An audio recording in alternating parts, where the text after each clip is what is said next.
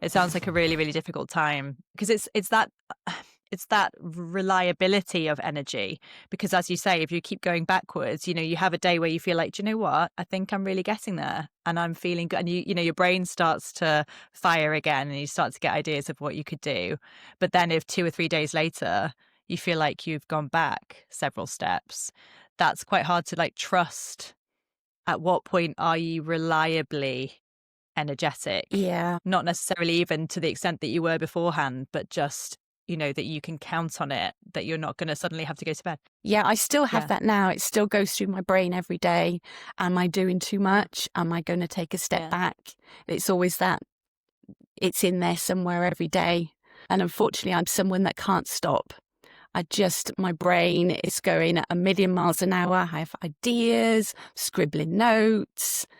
I can relate. Yeah. Oh, I can do this and I can do that. So I'm very on the go and it's really hard to switch that off. But I really try my best to manage it because I just think, stop, Isabelle. You're going to go backwards. Yeah. Yeah, and that must be a big learning process for you. Very much so, yeah. Learning to rest and stop has been the biggest challenge of my life because it's just not something that comes naturally. And this is it.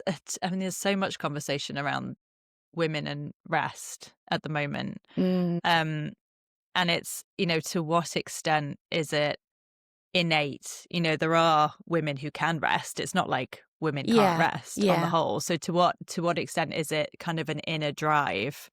And to what extent is there some conditioning there that we need to be productive and keeping busy and everybody's relying on us? And have you had to kind of unravel that for yourself during this time of healing? Yeah, I have. And I think there's so much conditioning.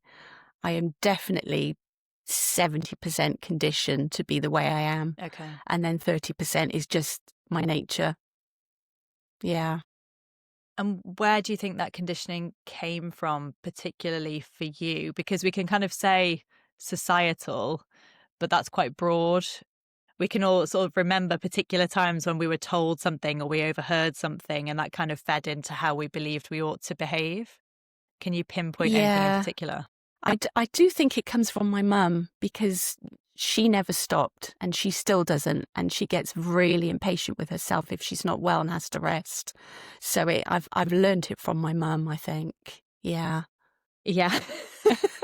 Yeah, it's so much, it's modeling, Sorry, isn't Mum. it? And then no, because my mum was similar. She's had her own kind of health journey to navigate, but as a child, I remember she was always on the go. And she devoted herself selflessly to looking after all of us. And so that's in my mind as a mum. She was a super mum.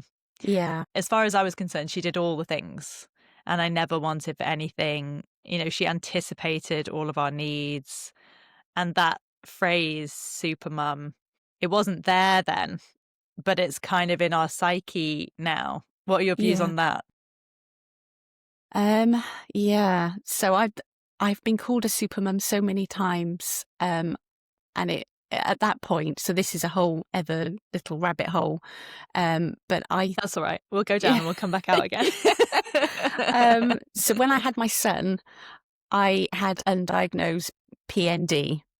And it's only in hindsight that you can see it. You're going through these things. And it was just awful. It was just dire. And my coping mechanism was to be a super mum. So I did all this charity work. I trained to trek from Stonehenge to Avebury. I did big charity auctions. So I was doing all this while feeling awful, really in a dark place and really struggling. But that was my way of coping. So on the outside, it looked like, oh, wow, she's doing so well. And so I'd go, oh, super mum, are we? And it was so hurtful. I think that the people that said it didn't mean to hurt me, and they'd probably be really surprised to hear me say this, and think, oh, I didn't mean it that way. But it just felt hurtful because I wasn't in a good place and I wasn't a super mum. I was just doing my best to cope. And that just comes out as having to find purpose, having to keep going. And it did save me in a way. Yeah, it's complex, isn't it? Because I'm the same. So having two under two, my partner and I had quite extensive couples therapy, because that's hard. Yeah, yeah. And this is one of the things that she called out in me, and it's, it's how we respond to stress.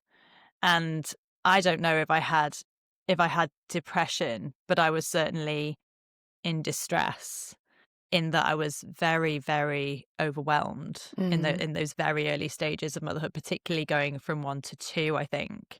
And I had the similar coping mechanism to you, really. I was just so damn productive.